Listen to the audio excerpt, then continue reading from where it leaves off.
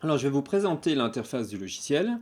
L'interface du logiciel est composée d'une barre des menus pour commencer. Donc, vous allez trouver ici au-dessus une barre des menus avec à l'intérieur de cette barre des menus souvent des sous-menus. C'est-à-dire que si vous voyez un menu avec un petit triangle à côté, ça veut dire que vous pouvez développer et trouver d'autres sous-menus. Vous avez un premier menu édition et un deuxième niveau de menu avec des fonctions accessibles directement. Ces menus, en fait, comportent des fonctions qui sont accessibles parfois d'autres façons, par exemple via un bouton ou via un raccourci clavier, vous pourrez accéder à la plupart de ces fonctions. Donc il arrive que vous n'ayez pas besoin du tout d'ouvrir ces menus, mais enfin c'est toujours bien de savoir qu'ils sont là pour vous rattraper si jamais vous ne savez plus où se trouve telle et telle fonction. Un descriptif rapide donc des différents menus, c'est le menu fichier par exemple avec toutes les fonctions de gestion de votre projet et les gestions de fichiers à l'intérieur de Vegas Pro. Vous pourrez ouvrir ou importer des fichiers, exporter des fichiers, capturer de la vidéo, l'exporter également. Donc c'est un petit peu là que vous faites toute la gestion de vos fichiers. Vous avez un menu édition qui lui concerne tout ce qui est copier-coller, fonction d'édition à l'intérieur de la timeline avec des commutateurs, la possibilité de changer la vitesse, de changer différentes choses. La plupart du temps, ces fonctions, vous y accéderez aussi via un clic droit ou un raccourci clavier. Donc c'est quand même assez rare que vous utilisiez ce menu, mais enfin c'est bien de savoir qu'il est là. Vous pourrez du coup aller retrouver le raccourci clavier si vous en souvenez pas.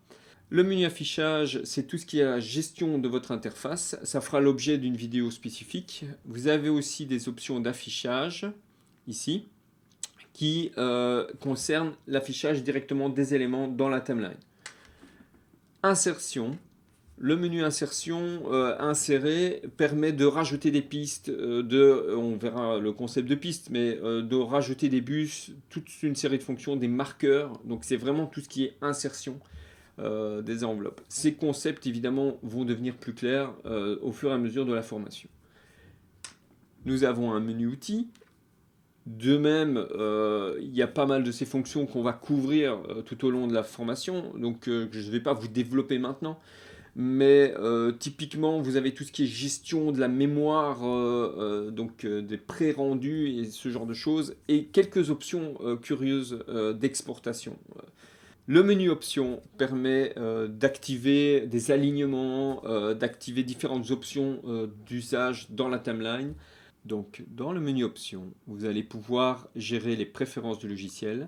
Vous allez pouvoir personnaliser la barre d'outils. Vous allez pouvoir donc gérer vraiment les options du logiciel.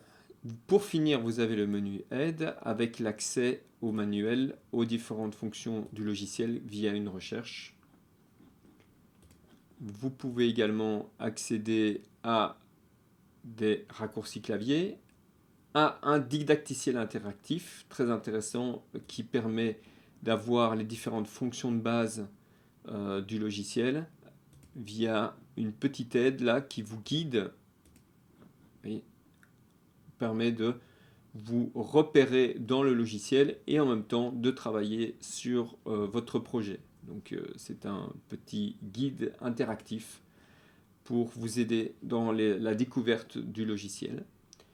Et alors, vous avez une fonction très intéressante aussi qui s'appelle qu'est-ce que c'est. Alors, qu'est-ce que c'est? En fait, ça veut dire que quand vous activez ça, vous voyez qu'il y a un petit point d'interrogation à côté de votre curseur et il vous présente l'aide directement en rapport avec l'endroit où vous avez cliqué. C'est-à-dire que si je prends ici, hop, la fonction qu'est-ce que c'est, je clique sur un bouton et il m'ouvre l'aide directement en rapport avec ce bouton.